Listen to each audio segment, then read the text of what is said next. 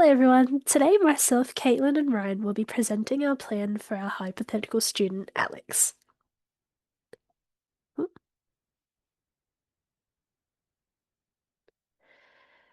To conduct and create this plan for Alex, it is essential to get information on Alex. Alex is a Year 11 student taking an environmental science class.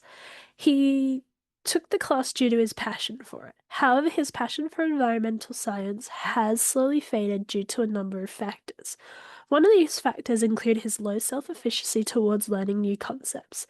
This has occurred due to the environmental science teacher using explicit instruction teaching, where students follow in-depth step-by-step procedures with explicit guidance from the teacher to attain the answer they need. Another factor includes constant cyberbullying from his peers around his late onset puberty and his passion for environmental issues. This has caused Alex to question his identity within the classroom due to the pressure of bullying from his peers. This presentation as a whole aims to highlight Alex's challenges and create a support plan to aid him in overcoming these challenges. Some academic issues that Alex faces includes explicit teaching, the redundancy effect, cognitive interference, over-scaffolding, and low self-efficacy. The step-by-step instructions from the teacher's explicit teaching leads to a lot of these other issues. The redundancy effect involves the presentation of ideas through multiple channels, which can hinder one's academic performance as it overloads working memory. For Alex, having step-by-step procedure written in front of him as well as a teacher reading it aloud to the class can cause Alex to be overloaded and unable to understand or interpret the procedure due to too much information processing. Constantly reiterating ideas or procedures can interfere with cognitive working memory as it disrupts the retrieval of memories, causing them to make it difficult to recall information accurately. This could cause Alex to be able to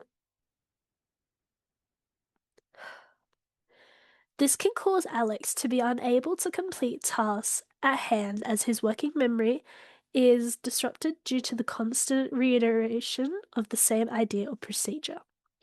Over-scaffolding occurs when educators provide too much assistance over a long period of time. This can cause students to be dependent on their teachers and feel that they cannot complete tasks without the guidance of their teacher. For Alex, he has developed low self-efficacy and a dependency on the teacher due to the teacher's overuse of explicit teaching and over-scaffolding. These academic development issues all hinder Alex's performance and ability to learn new subject content.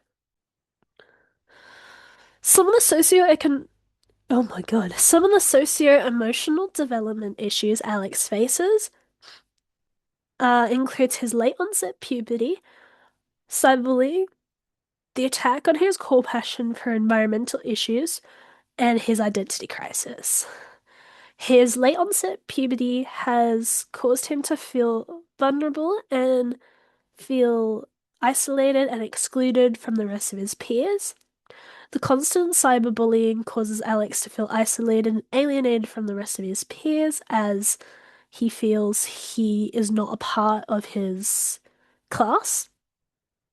The constant attacking against his core passion for environmental science causes him to question his identity and his love for environmental science and schooling as a whole. Okay, so now we're going to be discussing Alex's issues through the context of literature and what it has to say about it. Now, we can see that his self-efficacy has declined. Now, early instruction with explicit teaching built confidence with him, but continued heavy reliance on the scaffolding made the student more reliant on the teacher, which then did obviously disable any learning opportunities for growth, right? To Bandura's 1977 social cognitive theory, we can see that learners see themselves succeed independently when they are able to go through mastery experiences. So when they are able to, like, kind of take the reins for themselves and not be told everything. not be explicitly teaching, obviously not having to be reliant on it. Now, obviously, Alex's confidence in their ability to learn new content has weakened due to explicit instruction. Now, on to our second point, cognitive load theory. So, he's experiencing redundancy effects. The teacher's ongoing step-by-step guidance for tasks that he has already mastered and knows how to do creates cognitive overload in the student's brain and obviously disengagement. Sweller's cognitive load theory in 1988 explains that redundant information increases extraneous load on the student, which then decreases attention. Now, Chalgua, 2017, and Pass and Sweller, 2021, both confirm that removing unnecessary guidance enhances the student's learning, engagement, and retention. Okay, so finally, we have Alex's loss of autonomy in learning and how it's critical. So, contemporary research done by Zhang et al. In 2016 shows that autonomous supporting teaching in STEM subjects helps foster that persistence and deeper engagement we are always looking at through students. Alex's passion, environmental science, could very much come back if he was taught more independent inquiry-based learning. Okay, so now we have social, emotional, and identity issues we found in Alex. So the first one is identity disruption. So the bullying he experiences targets Alex's environmental advocacy he has and then leads him to question his self-concept or self-worth. So Erickson's psychological theory in 1968 identifies adolescence as a stage of identity versus confusion. So this, when peer victimization undermines identity exploration that they will be going through, students often experience emotional distress. And obviously, Rosen et al. In 2022 supported this by also finding that bullying directly interferes with identity information and increases internalizing symptoms. So all the other bad, like anxiety, depression, all that stuff, that's what it's known to increase. Okay, secondly, onto that point, we have bullying and well-being, which goes in firstly with identity and disruption. So, second, bullying and well-being. Persistent online bullying has contributed to Alex's disengagement and his academic decline. So it's not the only reason, but it's one of them. So with more recent studies such as Kowalski in 2019, it definitively linked cyberbullying to increased levels of anxiety, depression, and reduced academic performance in students. So that has a big effect. While the only source of the rise in anxiety, depression, and reduced academic performance is still a very big contributing factor. So the last one is pubertal timing and social comparison.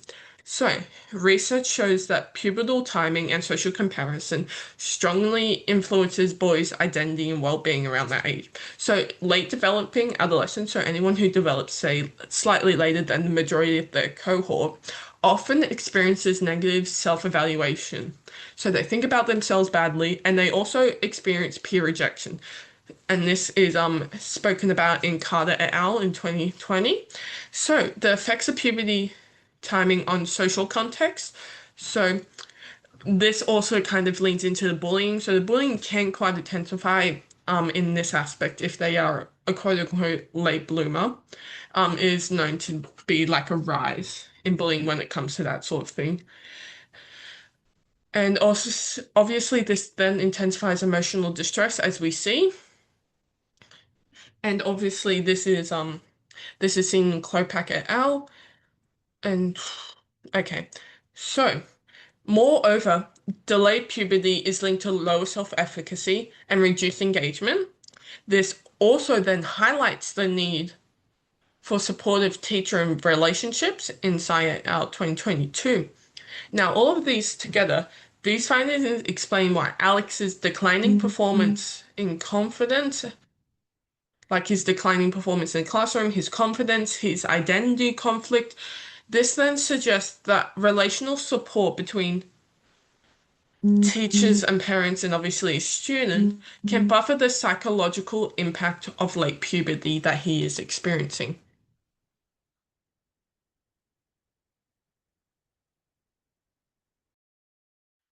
To target Alex's academic decline and restore their damaged self-efficacy, we propose a two-sided intervention strategy, one to deal with the academic side of the problem and one for the social issues. The first is a structured shift from explicit instruction to an adaptive scaffold fading model, drawing from the work of Van der Poel's 2010 study. The science teacher should decrease step-by-step guidance for concepts Alex has mastered, instead implementing a gradual release of responsibility framework. Practically, this will look like an independent, inquiry-based environmental research project tailored to Alex's advanced skill set. The teacher will provide a complex, open-ended problem, for instance, analyzing the cleanliness and safety of water sources on the school grounds. The teacher should provide initial scaffolding, such as worked examples of how to complete the calculations necessary to obtain parts per million measurements necessary to gauge the cleanliness.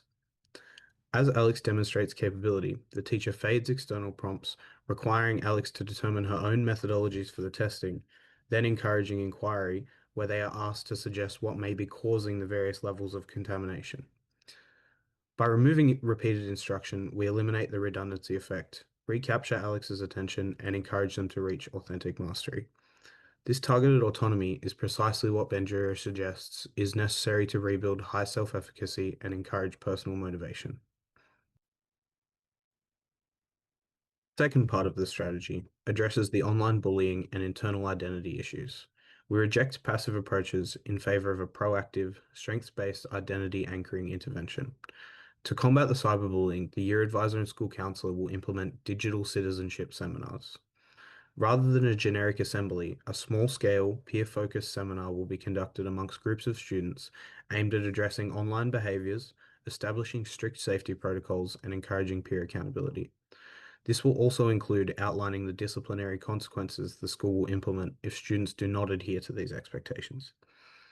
An example of these disciplinary tools is the establishment of a digital license, with which students are allowed to use internet-connected devices at school, a privilege which can be rescinded in the event of unacceptable behaviors. While the bullying is an important part of the issue, we must also consider Alex's internal struggles, addressing her identity erosion. The school will create an extracurricular environmental sustainability committee and appoint Alex a position of power like lead environmental consultant. This role is a structural anchor for Alex's identity, whereby placing Alex in a visible position of expertise, we leverage their natural passion for the content to rebuild their self-esteem. This has the dual effect of counteracting the digital harassment by surrounding Alex with peers who are supportive of or share in her passion for the environment. This creates a peer culture of validation rather than negativity, aiding in the rebuilding of her self-esteem and self-efficacy. An intervention of this nature cannot succeed in isolation. In order to achieve the high standard of support, we have constructed a comprehensive collaboration plan detailing everybody's role. This plan integrates school colleagues, specialist staff, and Alex's parents to ensure an interconnected support system. The matrix on screen outlines clear roles and responsibilities for each of these individuals involved. The subject teacher is responsible for instructional modification and implementing scaffold fading. They are also vital in monitoring the student body's response to the plan, checking in with Alex, and providing discrete feedback. The year advisor and school counselor manage the emotional investment and feelings of Alex during weekly check-ins and are responsible for hosting the digital citizenship seminars. Alex's parents provide the vital home support necessary to succeed at school, ensuring the homeschool transition is smooth and monitoring Alex's behaviors in order to gauge the outcome of the interventions and their feelings about them when not under scrutiny of staff. Alex also plays a role in the intervention, having the responsibility of engaging with the proposed plan and being aware of her progress and opinions on it in order to report back to staff effectively. To ensure the success of the strategy, a smooth communication plan is necessary. This will occur on a fortnightly basis where each individual involved will upload a summary of the outcomes and occurrences relative to the intervention to a secure digital portfolio. This summary will include quantitative data, like a questionnaire that lets the individuals rate the successes and shortfalls of the fortnight on a scale between 1 and 10, and qualitative observations. Having both of these types of data allows easy tracking of progress through quantitative data, while not ignoring the emotional intricacies of such an intervention afforded by the qualitative observations. This consistent and secure method of communication ensures progress is monitored while not requiring weekly time-consuming and laborious sit-downs between stakeholders. Crucially, this plan also prioritizes confidentiality and sensitivity.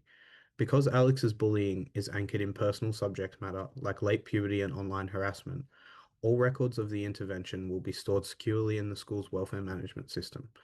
Only the individuals involved in the project will have access, with no information available to general staff or peers.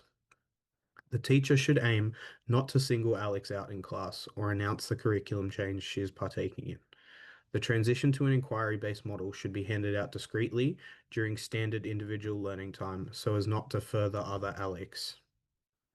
Alex should be active in this plan, utilizing her weekly meetings with the school counselor to self-evaluate her progress and comfortability with the plan. This ensures the school's intervention minimizes extra stresses and preserve her dignity. In conclusion, Alex's low self-efficacy is due to explicit instruction from the teacher. He also faces constant bullying and an identity crisis. Using the social cognitive theory, cognitive load theory, and self-determination theory will be helpful in understanding academic issues. Using the psychosocial theory of development, peer relations and social development theory, and pubertal timing and social comparison theory are essential to understand socio-emotional and identity development issues. Using the inductive scaffold fading assists Alex's academic performance as it slowly pulls away from explicit instruction and incorporates a more inquiry learning approach, which is beneficial for Alex in learning new ideas and concepts. Creating an inclusive environment in the classroom and rebuilding Alex's identity will help with his motivation within the classroom and his inclusion from Alex's peers. The plans made for Alex overall will contribute to enhancing Alex's motivation and well-being, as well as his performance within environmental science. Thank you.